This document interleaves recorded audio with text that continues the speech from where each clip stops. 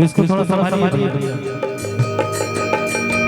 Hello hello hello hello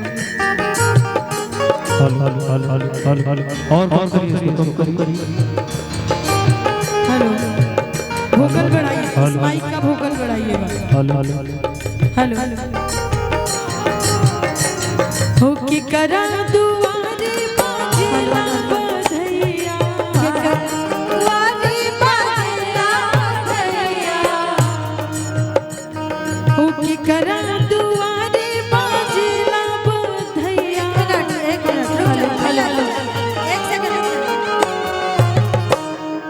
ठीक बा भैया, पहले आप बना लीजिए, उसके बाद ही हम लोग कार्यक्रम करेंगे।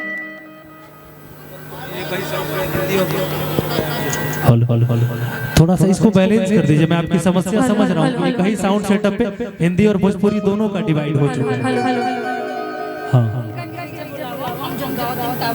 ठीक है ठीक है ठीक है ठीक है।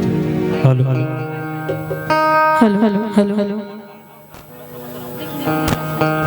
Hello hello hello